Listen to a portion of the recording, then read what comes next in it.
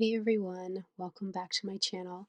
So this is the continuation of me setting up my Daphne's Diary memory planner. So this is the Daphne's Diary planner. In part one, you saw how I just kind of gutted the actual planner and took out pages that I wasn't going to use, and how I glued what was left over of the monthly pages to the food pages and just set up my thing like that. Well, now I am working on my tabs, and so I am using these paper tabs that I made for myself. You can actually find them in the shop. There are two different versions. One is the wallpaper tabs, and the other one is the like vintage like book paper tabs. I forget what they're called. I think one is called vintage paper tabs and the other one is called wallpaper tabs.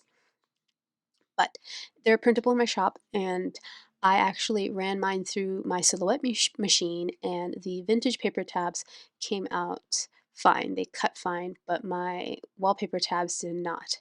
And you can see how some of them have some white showing through. It's just the cut was off. And so instead of tossing these, I decided what I would do would be to collage different scrap pieces of paper on them. And so some of the patterns of the like original wallpaper tabs are still there. It's just a lot of them have this like white edge because the cut wasn't lined properly. And so I have this basket on my desk, and it's just filled with like tiny little scraps of paper. And these are just little pieces that were left over from projects for me cutting down paper and stuff like that. And so I am just taking a whole different sort of mixture of them and using them to basically collage these little tabs. And I make a whole heap of them in this sitting, but I am just basically collaging the tabs and then like fussy cutting the excess around what I've glued down. And in the end, I made a total of, I want to say I made a total of like 18 tabs. And I really like how they came out. It's very like sort of shabby, scrappy, kind of eclectic feel, which I think is perfect for the Daphne's Diary planner. And so I spend a lot of time.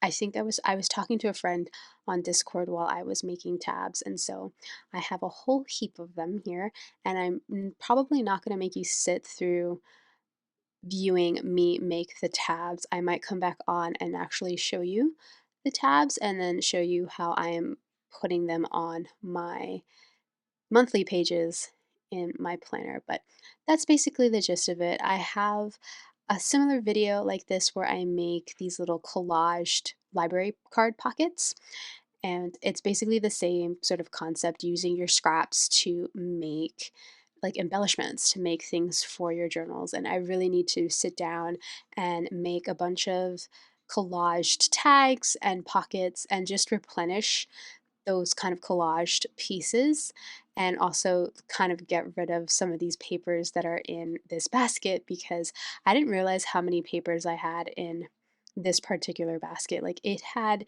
accumulated a lot since the last time I sat down and actually used up these scraps to make stuff.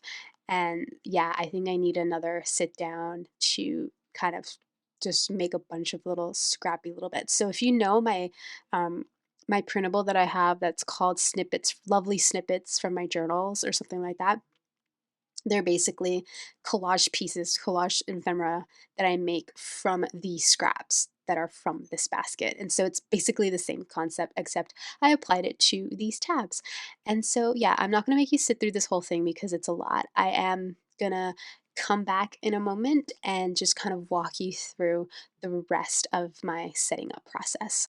Okay, so I had a little time and I sat down and I made a bunch of these tabs. And so if you saw, I started out with the wallpaper ones that I had that didn't cut right, and I just got into such a flow that I actually went and grabbed some of the vintage paper ones that I was going to use for my unraveling journal, and I started covering collaging those too. But I think you got a pretty good look of how I went about collaging my tabs, and I just kind of wanted to share a bunch of them here.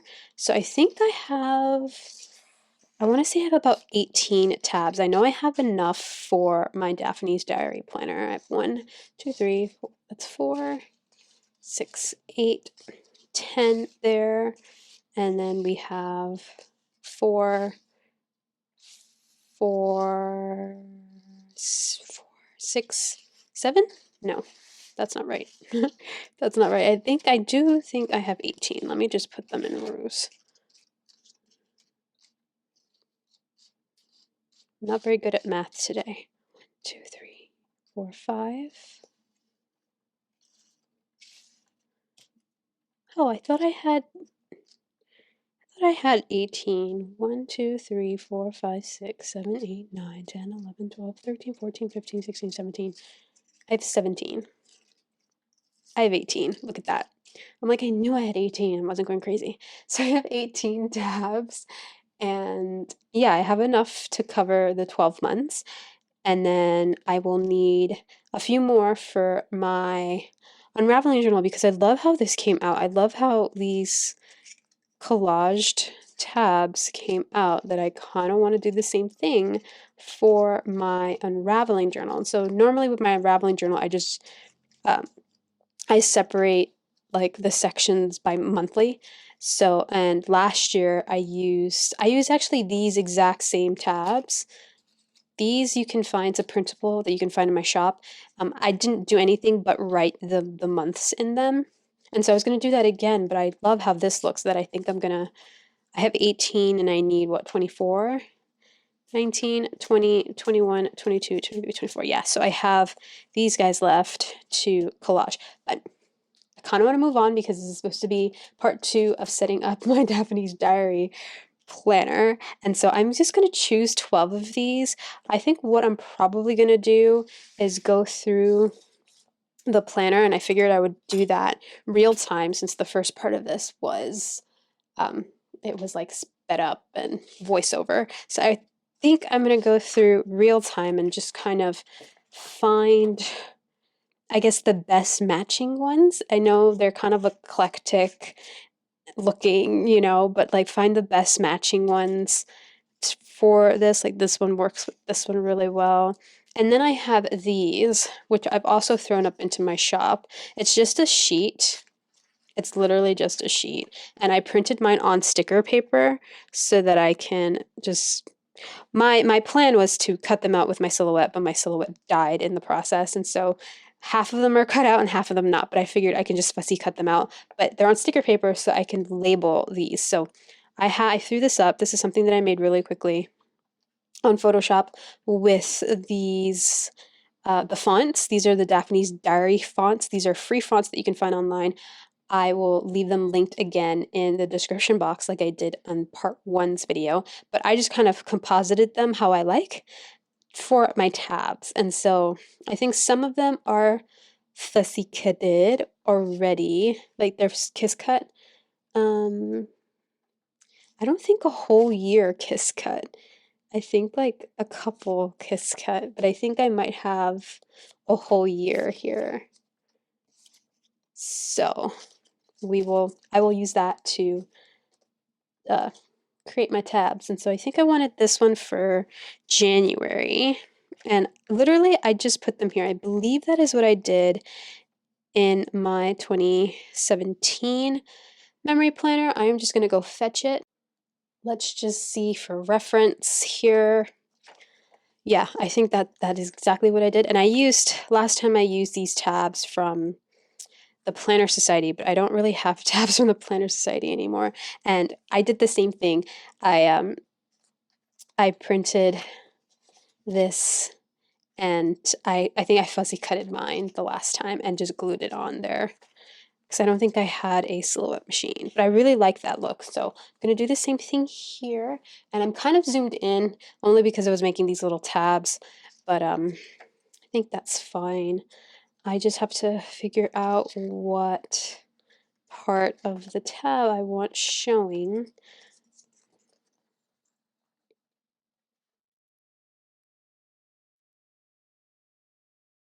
I mean, I guess it doesn't really matter. I like this better. So let's see. Like I said, some of these are kiss cut, and some of them kiss cut really badly, like this one. Let me see. I mean, it's not terrible. I don't know what happened to my cut as I was cutting it on the silhouette. Yeah, I don't know. That one was really bad, but this one looks like it's good. The other one also looks like it's good too. I mean, this one, there's a lot of white space, but you know what? We're just gonna go with it. Just gotta make sure it's centered.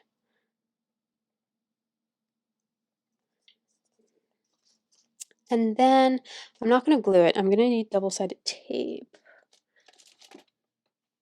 because I feel like the double-sided tape adheres it better than glue. And like usually when I use double-sided tape, it's like the minute that it goes down, it's not coming back up unless you want to rip something. But I think that's fine. I wish my tabs actually cut correctly. I mean, I can just fussy cut the other ones if I wanted to. Or, I don't know, do I like that one? Let me see how the other one looks. Because, no, that one's not fussy. No, I think they all have like a weird, well, this one looks better actually. I can always print or fussy cut the other ones for my unraveling journal, which I actually haven't started yet. I need to make the time to like work in that, you know? I really do.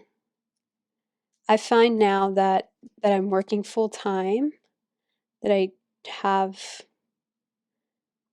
I don't know.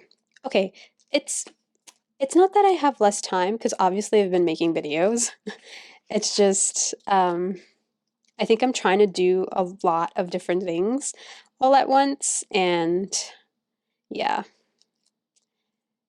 it's just everything takes time, you know, like filming the videos takes time, doing the project takes time, and then editing takes so much time. It takes so much time, but I absolutely love that, if you can see. And so I am going to just pick and choose my tabs here that match. And again, I have like an eclectic mix of patterns and stuff here. And it's just a matter of trying to find the best looking ones for the pages that I have. I think this one's the best one for this. So let's see.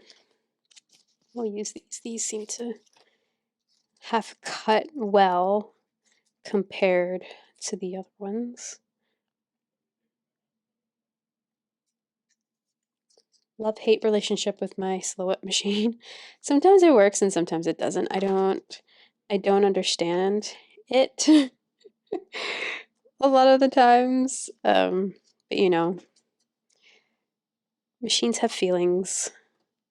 They have a mind of their own. They'll do whatever they want. That's why sometimes I think it's just better to do everything the old-fashioned way. I just hate fussy cutting. Fussy cutting is not something that I enjoy. I absolutely despise it.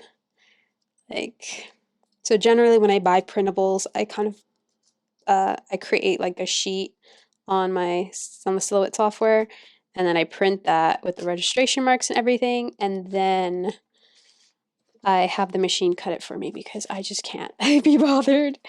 Can't be bothered to fussy cut. Okay, so here I'm gonna try to line up the thing with the thing, the tab with the tab, if we can see.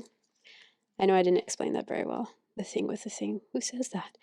I forgot how many tabs I can do.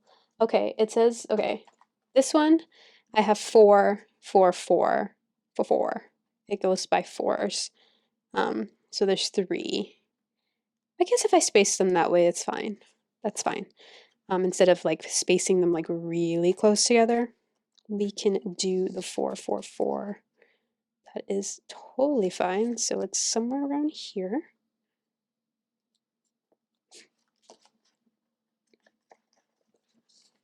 And it's February.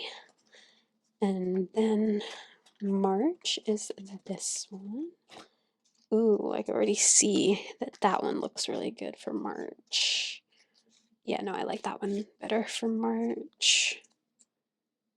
Oh my god, I don't know which side. Dilemmas. Dilemmas. Seriously. Okay.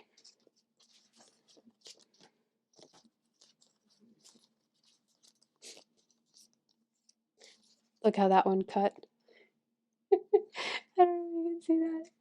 Oh my god. Okay, let's find a different March one, or else I can fuzzy cut the rest of that. I don't think any of that is fuzzy cut. Oh, I think that's the only one for March that was cut. Okay. Okay, then that's what I'm using. That is what I'm using, and I just have to fussy cut the rest of it. So, all right. Did my best. You know, I could have easily just reprinted on sticker paper and did the cut again. I think it was a communication error on my, because I use it via Bluetooth, and I think it would just stop communicating. But I didn't want to waste. I didn't want to waste this. It's just, I hate fussy cutting. Just hate fussy cutting. I hate fussy cutting, but I also hate wasting paper, especially sticker paper. I mean, I hate wasting cardstock in general because there's a lot of times where when I'm printing cards and stuff on cardstock that I have to like redo the print because it didn't cut correctly. This whole project here is just my woes with my silhouette machine. It didn't cut the tabs right, and then it didn't cut my stickers right, the labels for the tabs. So you know what? It's fine. We got creative and we made these beautiful collaged tabs, and I absolutely love them. I think they came out fantastic. Like, I'm just so happy about them. And this is totally like the feel that I want for this memory planner, is to feel like this, carefree and just collaged and all the things. And I absolutely love it. I love it. Okay, April is next. April's really bright. Oh my goodness. My birthday month is very, very bright. Okay, let's see if we can find one. Because on first glance, I'm not getting one that's popping out. Unless it has to be one of these a neutral blue one. Because everything else, yeah, no. We can go with this one. I think this one's fine. Let's see, did the April one fussy cut? I mean, no, it didn't. I don't think April kiss cut at all on any of these. Oh wait, this one. It did in this one. So I think this one kiss cut most of the months except for May and September. So we'll check one of those for May and September. I want this for April.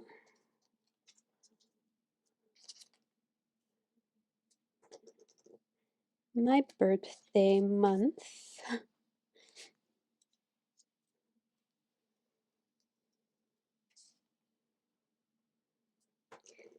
I was just looking. I watch what is it? Walt Disney World News Today. It's a channel on YouTube. It's a Disney Parks channel. That one mostly does like the news from Disney World, but I think they have a segment where they just do Disney news in general, and they mentioned the 40th anniversary of Tokyo Disneyland, which is this year. So Tokyo Disneyland opened up 40 years ago on April 15th. And we share a birthday. My birthday's on April 15th. And I really wanted to go to Tokyo Disneyland this year, but it's just it's not gonna pan out, only because, COVID and all the restrictions. And even though I don't think Japan has restrictions anymore, I think you just need to be triple vaccinated, or if you're not triple vaccinated, you need to do a test. But I am planning, I think, it just makes sense to do it next year. But I was like watching, I'm like, ooh, I want to know the deets for the 40th, even though I won't be there for the 40th. I'm hoping that they kind of extend like like I get the tail end of the 40th stuff, since I'm gonna be there like right before it officially ends, the 40th year ends. I know Disney World did that in, when was it? 2021 for the 50th. I think it was 2021 for the 50th, that like they extended it so it went past like the 50th year, only because, just it's just the climate we're living in. But yeah, and so I started looking up Tokyo Disneyland stuff. I really, really want to go back to Tokyo so badly. Just, I want to do things. I want to shop. Like, I think that's what I mostly want to do in Tokyo. Okay, but this one came out good for me. I want to shop. I want to do Disney. I want to shop for just stationery and art supplies and, all the good stuff. And yeah, I want a lot of stuff. I want a lot of stuff. I don't know why. I just want to shop there. I want to shop and like buy things there, instead of buying them here and having them shipped here, or like buying them through JetPens or whatever. I don't know, there's something so different when you're just in a stationery store and you get to like feel and see all the stuff before you buy it.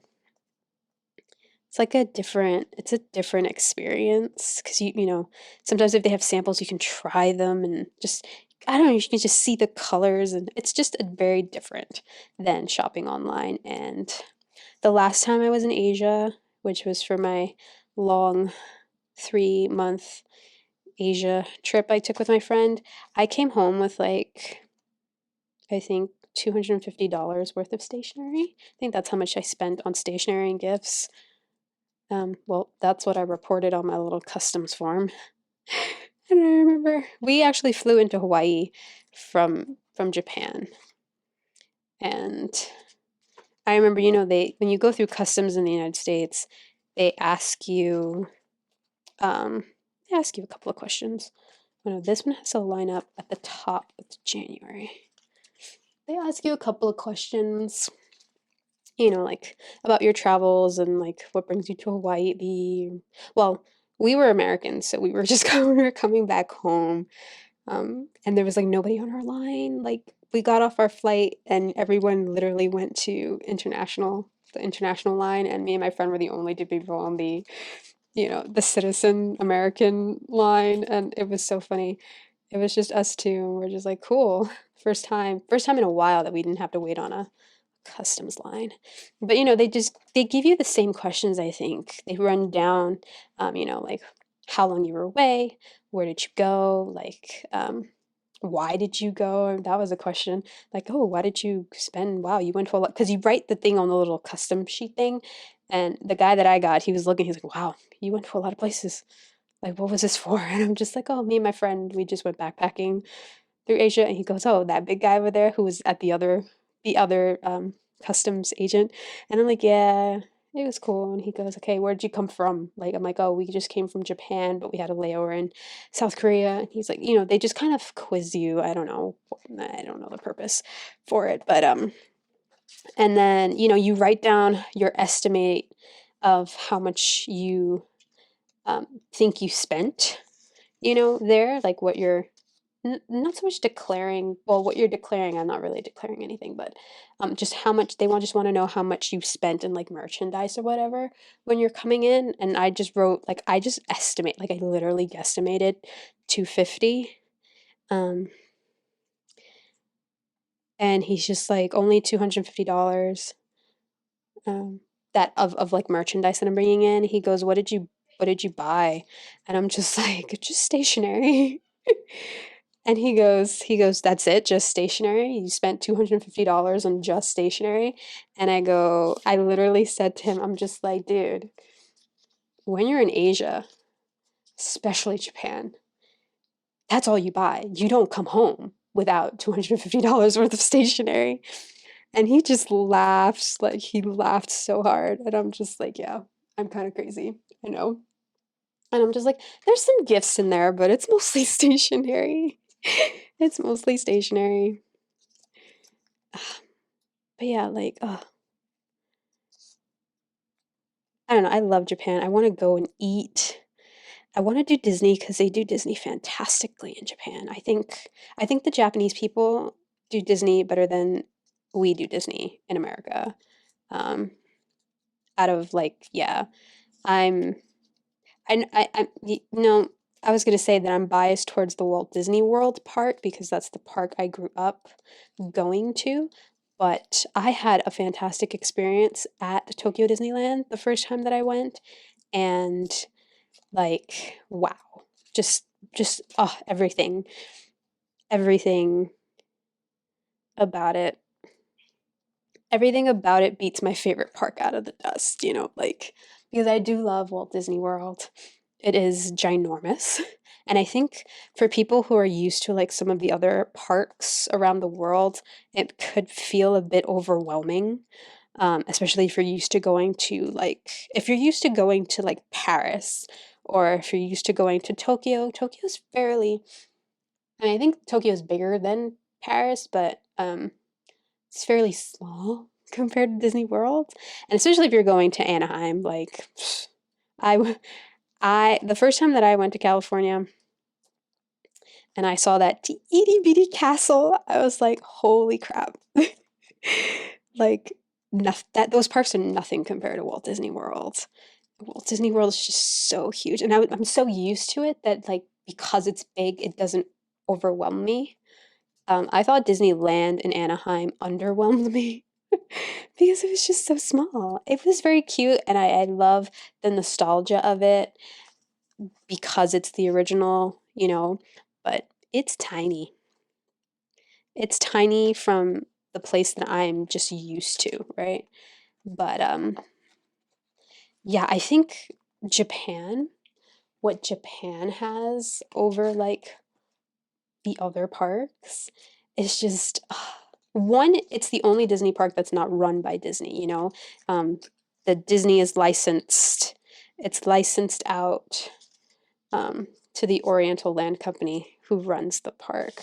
And for some reason, they just do Disney better. And I think it's because Japan has a culture of cute, you know, like their culture is like, you know, it embraces uh I don't want to say child. No, I do want to say it embraces like childhood things, you know, like, but that's the thing. It embraces it, but it doesn't make it childhood, like childish. That's the word.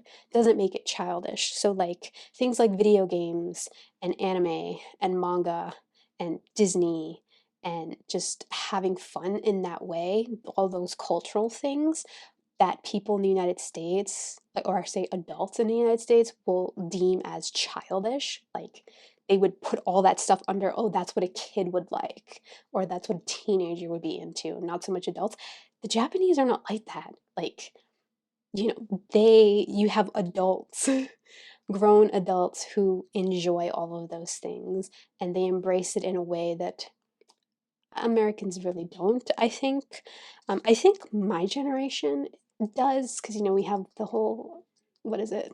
We have all the, you know, moms complaining about millennials going to the parks without children and stuff like that, when, whatever, it's that whole argument. But, like, yeah, no, the Japanese people just don't have that concept, right? It's all about just enjoying themselves and having fun, you know? And I so love that about their culture, that they kind of embrace that, they don't just because you grow up and become an adult doesn't mean that you have to forget about your childhood or like things that you did or enjoyed or whatever. I don't know, I love it. I love it so much. And their food is amazing and just the respect and the culture. It's just I love everything. I love everything about Japan. Love it. And people are so nice.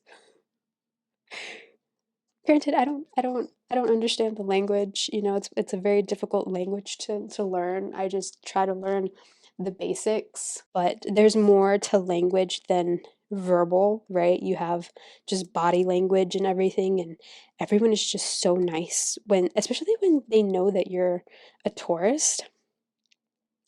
They're just really, really, really nice and hospitable. That's the word. They're very hospitable, but just as a people, as a whole, Japanese people are very respectful. And it's just part of their culture, and it's just beautiful. It's beautiful. It is so beautiful, and I want to go to Japan. I want to go to Japan so badly. I think all throughout the pandemic and like quarantine, like that was the one place I wanted to go back to was Japan. And I don't know, that might be the first place I ever go back to internationally now that the world is in this new normal. And I'm excited. I'm excited because I'm going to Disneyland. I'm excited because I'll be going to Disneyland. But yeah, no, because, let me get back to my thought, because they embrace, you know, all those childhood wonders and stuff like that, they do Disney really well. Like, they just do it so well. And if you're a Disney fan, you'll know when you go to Tokyo Disneyland Resort. Like you'll know that they just do it so well. I mean, all the Disney parks have what Disney does good is their attention to detail. And so like there's no short of that in Japan. There's no short of that in any of the parks. Um, but I don't know. I also think that their merchandise in the merch in Tokyo, well, just the Asian merch in general is way better than our merchandise. Like these two. Let's do this one. Yeah, like our merchandise just absolutely sucks compared to their merch. I love Asian merch. Okay, I'm doing August. Did we do May? June, July. Oh, we did. Oh, I did find one that was cut. Okay, cool. I am talking about Japan and getting so distracted. I'm getting so distracted here. But yeah, I was just doing that. I was just literally looking up Tokyo Disneyland, and their reservation system for like their vacation packages are still down. I think that's just part of pandemic. But it is also way early since I'm going next year, next April. And I know they don't start putting like tickets up until like maybe 3 months before. So like I don't even know why I'm looking. But yeah, that's what I was doing before I decided to film. And before that I was working. But I'm just like, you know what? Let me get on and quickly. I say quickly, and it's not going to be quick. I'm telling you. I'm talking while I'm doing this, and so it's going to be long. And then this is going to go on the tail end of the first part of this. So yeah, no such thing as quick. I really hope you're enjoying all of these long, chatty videos because I realized that all of my videos lately have been really long and really chatty. And I know some people don't like long, chatty videos, and some people do like them. I just talk a lot, and I think that's always been a thing on my channel, which is why I tend to do voiceover videos because I talk a lot and I get a lot of heat from certain people who watch my videos that I just talk a whole lot. But I am embracing doing whatever the heck I want on my channel this year and just seeing how it goes. So I have, the vlogs and um, these chatty videos, these long chatty videos where I talk about pretty much anything. I think I can talk about anything for hours. Just anything and everything. I'm almost certain that I can. And it's funny because for such a shy kid, because I was very quiet and very shy as a child. I'm an introvert, um, but I'm one of those introverts who can extrovert really well. And like you would never know that I am an introvert. I know I've gotten a lot of people who say, "Wow, you talk a lot for an introvert," or like for an introvert, you talk a lot. And who says that talking a lot is exclusive to extroverts? Um, Once I feel comfortable, I think that's what it is. Once I feel comfortable talking to the person or just being around the person or the people, it makes it easier for me to talk. But usually if I meet somebody or scratch that. When I meet somebody for the first time one on one, it's very easy for me to talk and engage in conversation. If I am meeting a group of people for the first time and like I'm being introduced to them via someone else, I am quiet as a mouse. I am sitting there and I am just I'm gauging the relationship and like the dynamics and all the things. I'm not talking at all. I'm just kind of basically scoping out the room. And I think it's because it's a lot of people. It's like a lot of people. So when there's a lot of people, there could be, there's a lot of personalities and all the stuff. And I'm just trying to just gauge until I feel comfortable enough to speak. And so it's weird. So if I meet somebody one on one, generally I am I open up kind of quickly because it's just me having to engage in that conversation. But when it's a group of people, I think I like that one. When it's a group of people, I just kind of scope out the place. I don't know if anybody else is like that.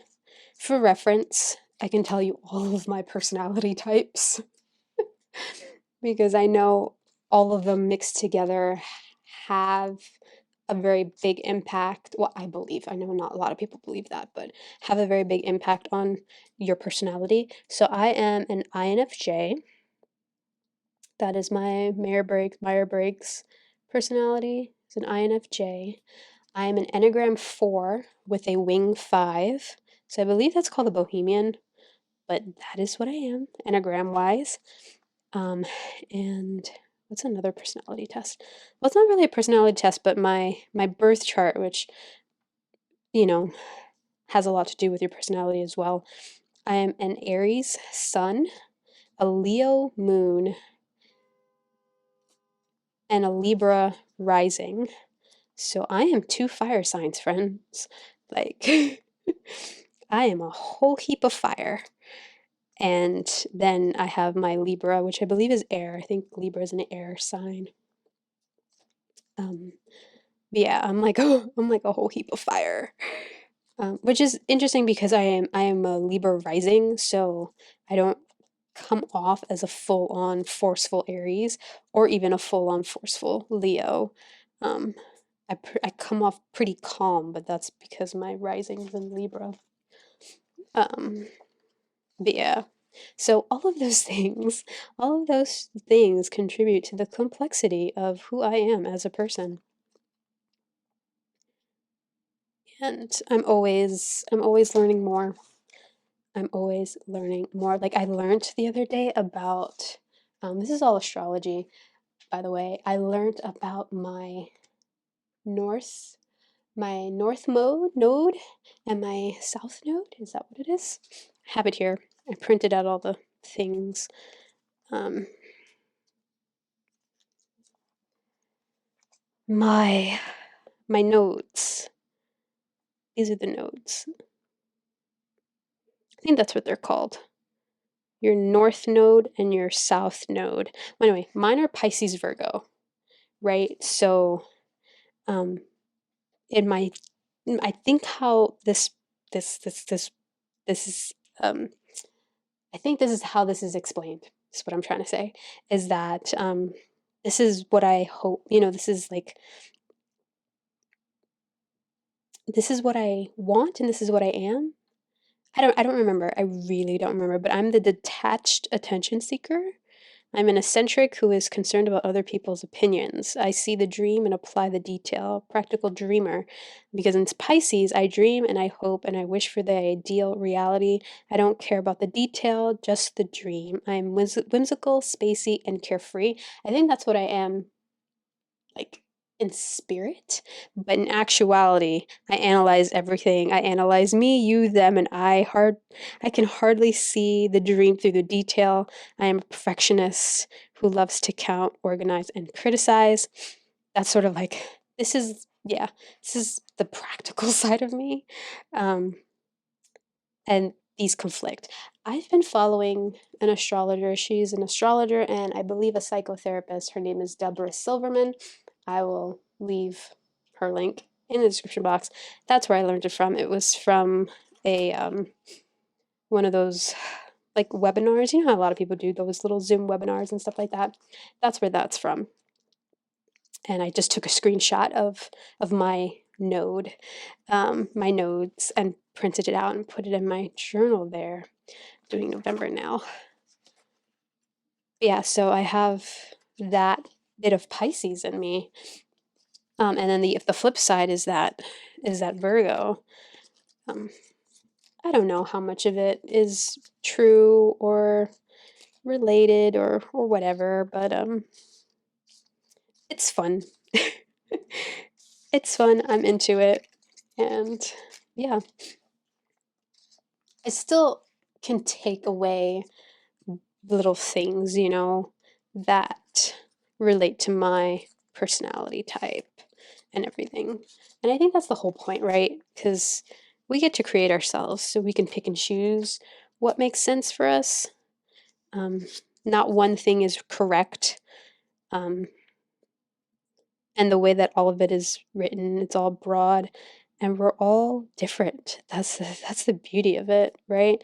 Is that you can have somebody who's like the same zodiac sign, their sun sign is the same, but realistically, they're not the same Aries as me, you know?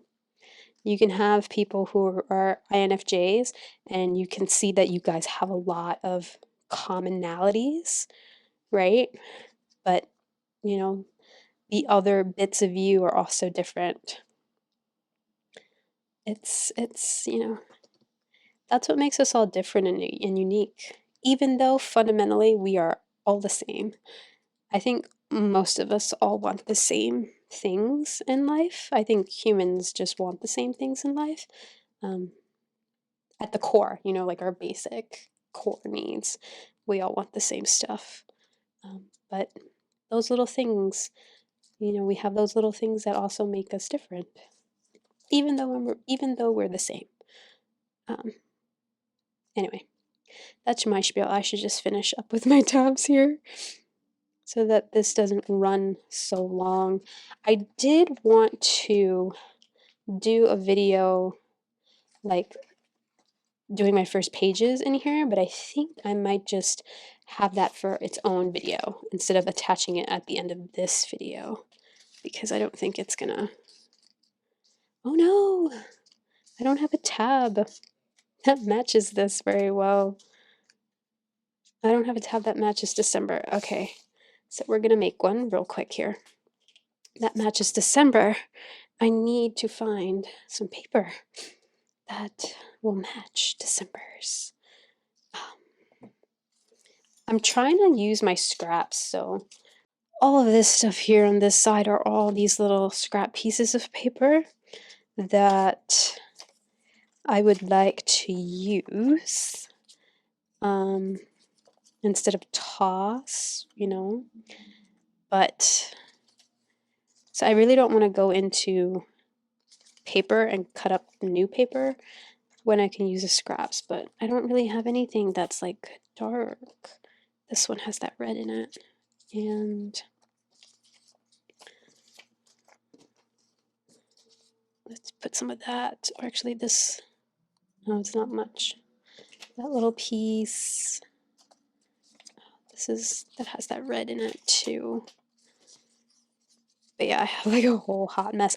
I really need to come on and do some snippet, they're snippets. My little snippet, like library card pockets. They're just, I use up all these little scraps and I collage them like I'm doing the tabs, and I create library card pockets with all of it. And so I think, because I don't have any more from the last time that I did it, so I think I need to replenish. And I have tons of these little scraps, and so that's a very good project to do when you want to get rid of all those little scraps, you know. I do have a video of me doing that. I do have a video of me creating pockets. I think it's called library card pockets. I'll try to leave a link. I do like this.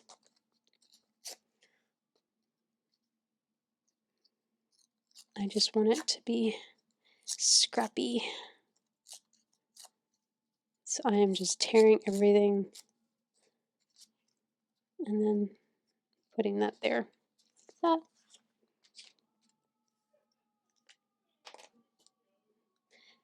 But yeah, I need to come back and sit down and make some more of those pockets.